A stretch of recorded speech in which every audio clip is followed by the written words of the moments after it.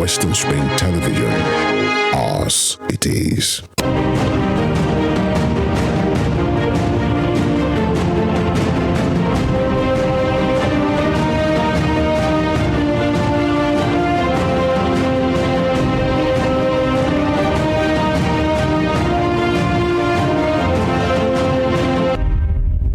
Here are the top stories of the news.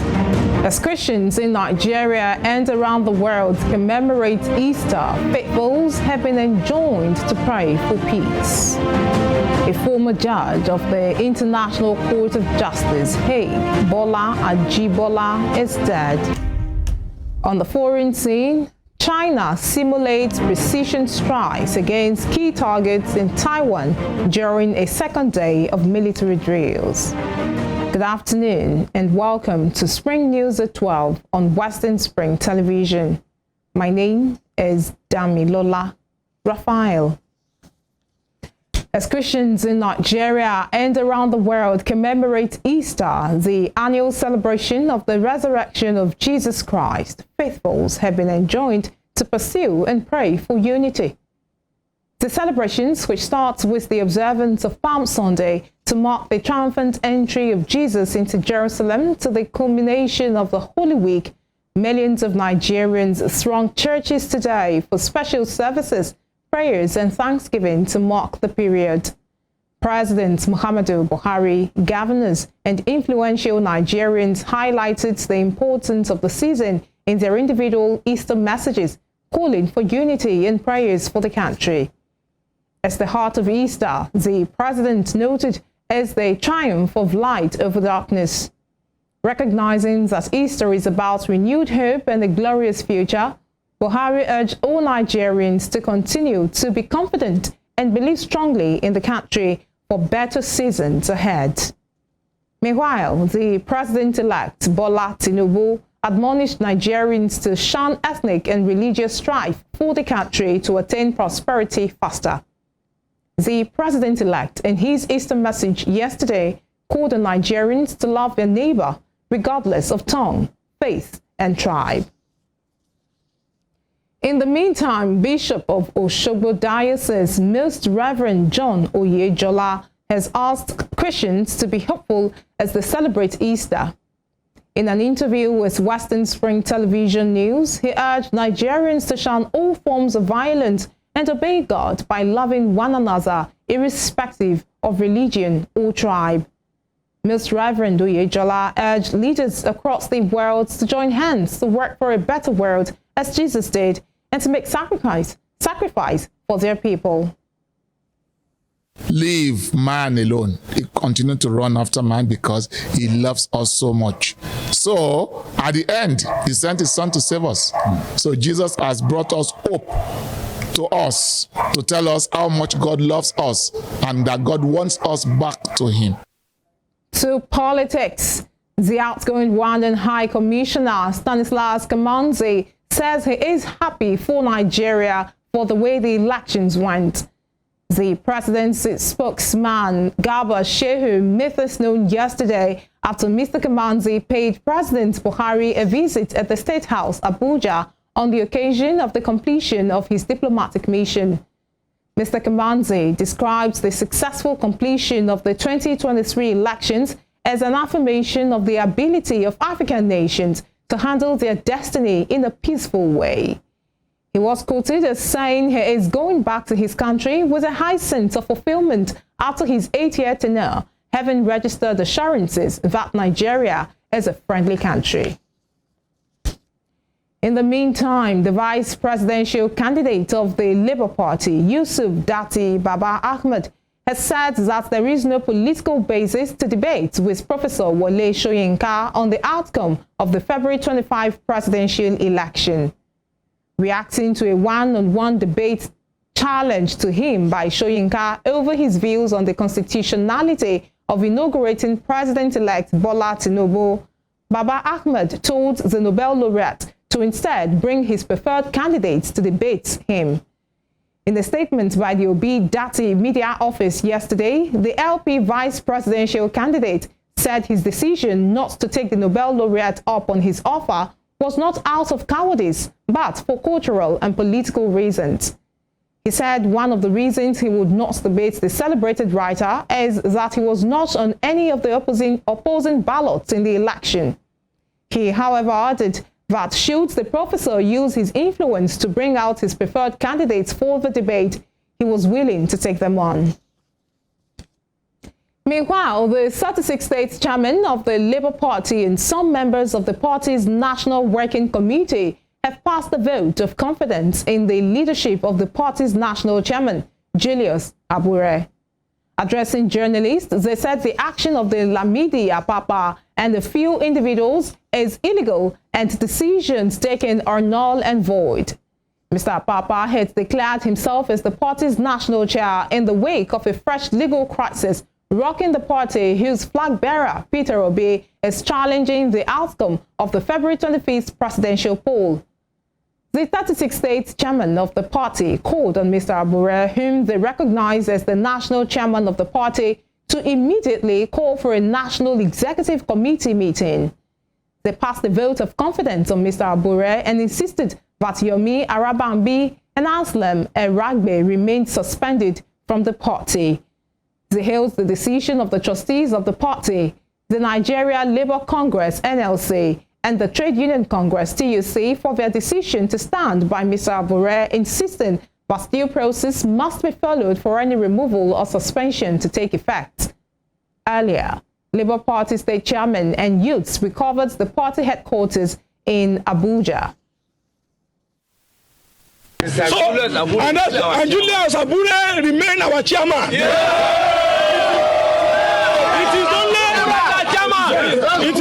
It is only a court of competent jurisdiction and also the National Executive Council, which is net that can remove him.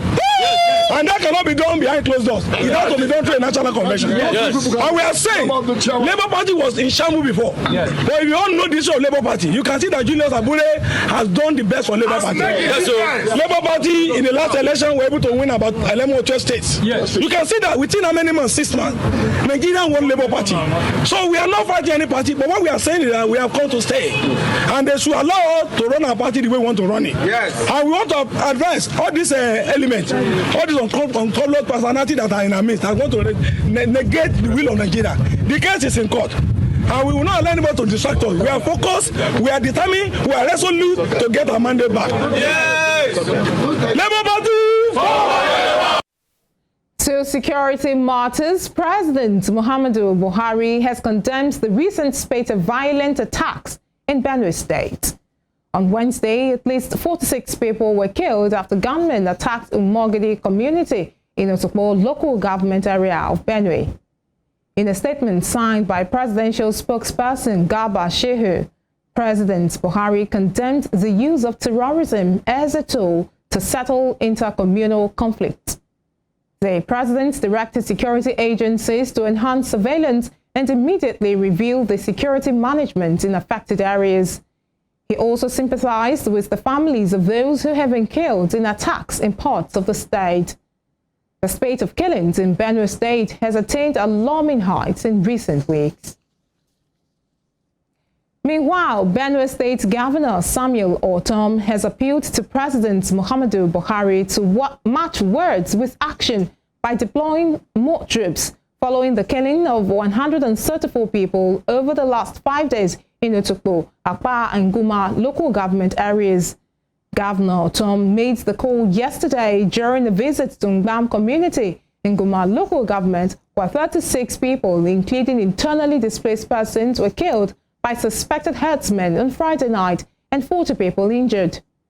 In another attack on Monday, 47 people were killed in Ikobi community of Apa local government, including the traditional ruler who was killed along with his subjects, followed by the killing of another 51 people in the Mogidi community of Otokpo local government on Wednesday, leaving rural communities in fear of attacks.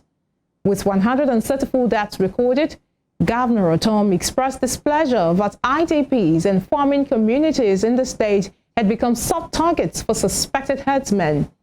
He lamented the continuous killings, appealing for help from the president.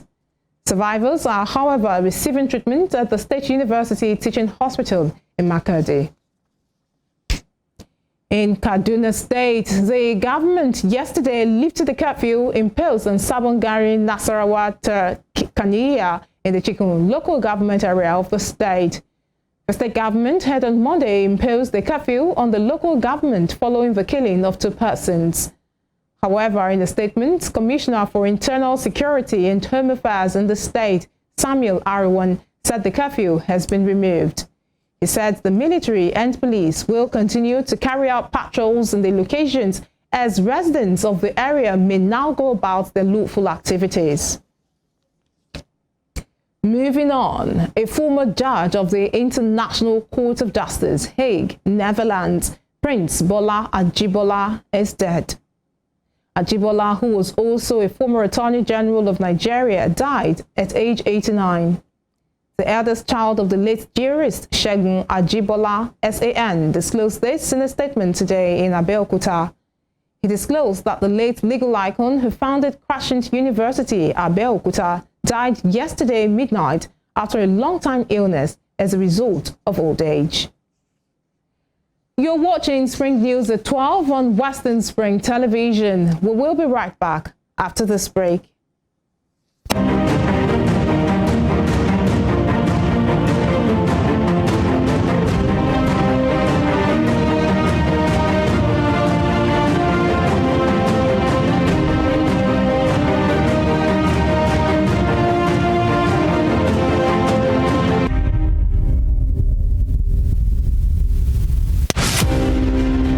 Badamasi Adegoke Adelabu was a prominent figure in Ibadan politics and Western region before Nigeria's independence. He was a key founder of the National Council of Nigeria and the Cameroons, a political party that held a lofty the torch of liberty for the 2 West African countries. He carved a niche for himself as a wordsmith and a creative speaker. The nickname Kwenkele was a natively corrupted version of peculiar mess, his bombastic English language style often used to score proceedings at the parliament. The author of Africa in Ebullition, a handbook of freedom for Nigerian nationalists, was Nigeria's Federal Minister of Natural Resources and Social Services between 1955 and 1956. He died in an auto crash on the 25th March 1958 at the age of 42. Western Spring Television identifies Adegoke Adelabu as a watershed character in history. This iconic African presents the narrative of a man destined to exert an imperishable global influence in Western education. His was a story of a freeborn, captured and sold into slavery. He was born in Oshogun, a native Yoruba village near Iseyin in Okeogun axis of southwest Nigeria.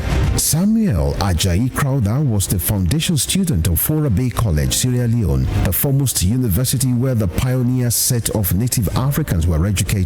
Samuel Ajayi Crowther's greatest contribution to humanity was his translation of the Holy Bible into the Yoruba language. The man who authored the Yoruba dictionary was also credited for the translation of English classic hymns into Yoruba and the Ekwere languages. Samuel Ajayi Crowther's private residence in Badagry, incidentally the first story building in Nigeria, is an archival museum dedicated to the memory of Africa's first bishop. Western Spring Television identifies Samuel Ajayi Crowther as a watershed character in history.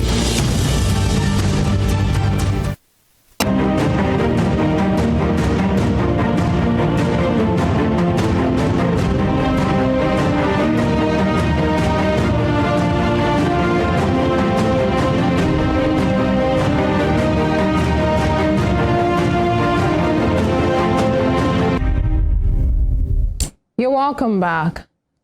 Governor Doye Diri of Bayelsa State yesterday directed search and rescue of victims of Thursday's boat mishap, where a yet-to-be identified number of victims drowned. The directive to relevant government agencies, including security agencies, is contained in a statement issued by Chief Press Secretary to the Bayelsa Governor, Daniel Amanda. So far, 3 bodies have been recovered at the accident site located at Nembe local government area of the state. The governor sympathized with injured victims and the families that lost persons in the sad incident. He added that the government would review the cause of the accident in order to take steps to ensure safety of lives and goods on the state's waterways.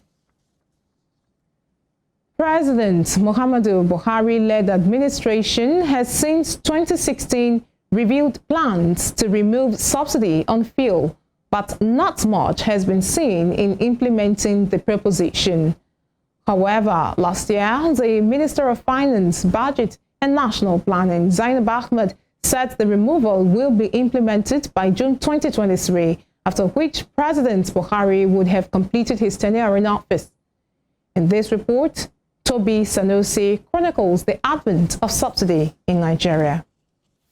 The history of fuel subsidy in Nigeria can be traced back to the 1970s, when it was first introduced as a response to the oil price shock in 1973, owing to the fluctuating world oil market, after the members of the Organization of Arab Petroleum Exporting Countries proclaimed an oil embargo. Fuel subsidies exist because the government contributes to reduce fuel price and fixes the price of gasoline for customers below the international price, using government resources to pay for the difference. Over the years, several attempts have been made by different government administrations to remove subsidy on fuel, but such attempts have always been greeted with strong opposition, especially from the labor unions. In year 2000, former President Olusegun Obasanjo increased fuel prices by 50% under his policy of ending subsidies on petroleum products, which is said cost government $2 billion annually, a decision that sparked protests across the country. Anytime people become wealthy, if you don't cut back, we stop. If there's no stones here now, any of you will run away. Fast forward to 2012, the then President Goodluck Jonathan increased fuel price from 65 naira to 141 naira in a bid to remove subsidies, but was forced to reduce it to 97 naira per litre following strike action by labor unions. Meanwhile, after President Muhammadu Buhari assumed office, he announced in 2016 that the federal government would no longer pay subsidy on oil, a decision that saw fuel price soar from 87 naira to 145 naira. In the same year, Vice President Yemi Osinbajo said the country saved 15 trillion naira monthly from non-payment of subsidy for the year, but many have argued that Nigeria still has infrastructure and economic deficit despite saving up. Subsidy payment has over the years been attributed to non-functionality of Nigeria's refineries, out of which 2 were sold to Aliko Dangote during the Musa Yar'Adua-led administration, a situation that makes the country import petroleum products. According to reports from the Federal Ministry of Finance in 2015, 10 trillion naira was spent on subsidy between 2006 and 2013, a trajectory that has since been questioned by economic stakeholders, civil society organizations, labor unions, among others. The argument surrounding the subsidy removal revolves around the level of its cost, which may in turn lead to government spending less on capital projects, reduction in distribution of resources to state government, and growing concerns that the elites are the main beneficiaries of subsidy. President Buhari had revealed plans to remove subsidy in 2022 as part of fiscal and petroleum sector reforms, but shelved the plan amidst fears of protest in the build-up to the previously held elections. It was a decision that was taken as a collective, recognizing the fact that due to the lingering impact of the COVID-19 pandemic and also heightened inflation, that removal of the fuel subsidy at that time will have increased more burden on the citizen. And the president does not want to contemplate a situation where measures are taken that is further going to burden the citizens. So the decision was to extend the period from June 2022 to 18 months, beginning from January 2022. So in June 2023, we should be able to exit. The good thing is we hear a consistent message that everybody is saying this thing needs to go. It's not serving the majority of Nigerians. I listened to even some of the new leaders that are campaigning for the next round of leadership in the country that are saying they will get rid of it very, very quickly. But just lately again, the federal government says it may begin gradual approval of petrol subsidy from this month. We're also going to be exiting fuel subsidy by the middle of the year. So it will mean more revenue accruing to the Federation. Subsidy cost is a cost to the Federation. It eats up into the oil and gas revenue. However, the Nigerian Labour Congress and the Trade Union Congress have insisted that the removal would only be allowed provided the incoming administration of Bola Tinubu overhauls government refineries across the country. Meanwhile, the Labour Minister, Chris Ngigi, has said the federal government will make provision for palliatives following the subsidy removal to cushion its effect on the masses. When this will pan out is, however, yet unclear to poor Nigerians who are the first to bear the ripple effect of removal or non-removal. While many have thrown weight behind the subsidy removal, some marketers and groups in the downstream sector of the Nigerian petroleum industry have said fuel prices may hit 750 naira per litre going forward. For Western Spring Television, Toby Sanusi reporting. Moving on to the foreign scene, China has simulated precision strikes against key targets in Taiwan and its surrounding waters during the second day of military drills. The drills, which Beijing has called a stern warning to the self-governing island, are a response to Taiwan's president visiting the U.S. last week. As the Chinese military simulated an encirclement of the island, the U.S. urged China to show restraint. Taiwan said at least 71 Chinese jets flew around the island yesterday. But Taiwan also said 45 warplanes either crossed the Taiwan Strait's median line, the unofficial dividing line between Taiwanese and Chinese territory, or flew into the southwestern part of Taiwan's air defense identification zone. 9 Chinese ships were also spotted. The operation, dubbed Joint Swords by Beijing, will continue until Monday. Taiwanese officials have been enraged by the operation. Taiwan's Ocean Affairs Council, which runs the Coast Guard, issued video footage showing one of its ships shadowing a Chinese warship, though did not provide a location. In the Middle East, Israel struck multiple military targets in Syria after rockets were fired into territory it controls overnight. According to the Israeli military, artillery and drones were used to hit a Syrian army compound and rocket launchers after 6 rockets were fired from Syria at the Golan Heights. Officials said 3 rockets had entered Israeli territory, 2 hitting open ground, and a 3rd was intercepted. On Facebook, the Syrian Defense Ministry confirmed the Israeli attacks. Syrian defense officials claimed that air defenses had responded to the strikes and successfully intercepted some of the missiles. It added that no casualties had been reported, with only material damage caused by the strikes.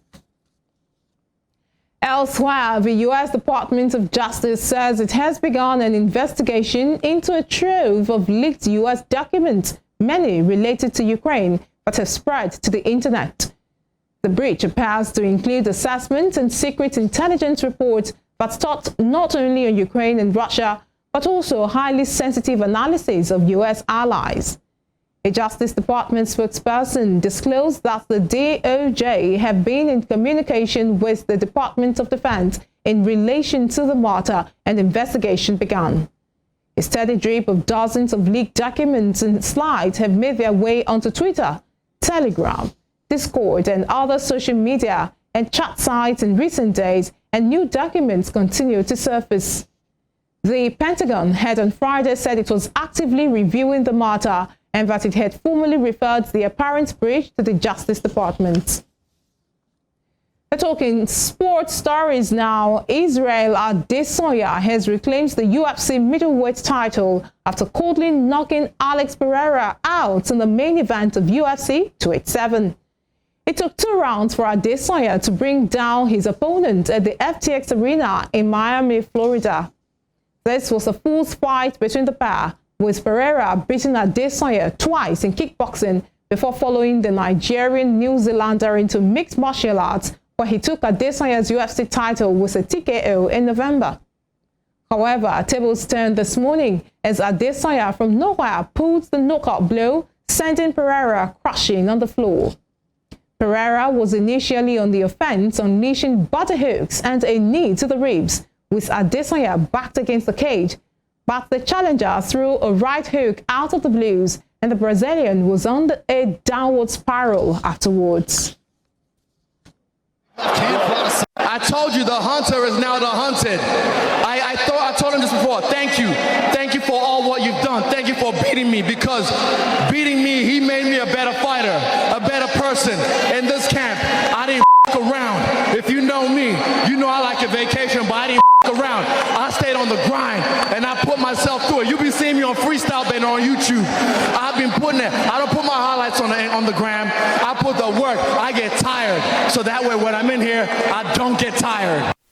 And to football, Real Madrid suffered a 3-2 defeat by Villarreal in La Liga in a thrilling clash ahead of their Champions League showdown against Chelsea. The champions remain top points behind leaders Barcelona, who face Girona tomorrow, with Villarreal winger Samuel Chukwueze scoring twice in a sensational individual display. Pau Torres' own goal sent Madrid in front, but Chukwueze leveled before the break. Vinicius Jr. netted a superb solo goal before Jose Luis Morales leveled, and Chukwueze curled home a superb winner, which further dampened Madrid's hope of retaining the title. Carlo Ancelotti made 6 changes from the 4-0 Clásico thrashing of Barcelona in the Copa del Rey midweek, with Chelsea's visit on Wednesday in mind. And before we end the news, here is a recap of our top stories. As Christians in Nigeria and around the world commemorate Easter, the annual celebration of the resurrection of Jesus Christ, faithfuls have been enjoined to pursue and pray for unity. A former judge of the International Court of Justice, Hague, Netherlands, Prince Bola Ajibola, is dead. On the foreign scene, we brought you news that China has simulated precision strikes against key targets on Taiwan and its surrounding waters during the second day of military drills. You can follow us on our social media handles on Facebook, Instagram, and Twitter at Western Spring Television. You can also watch us live on our YouTube channel at Western Spring Television. That ends Spring News at 12. I am Damilola Raphael. Thanks for watching. Have a happy Easter.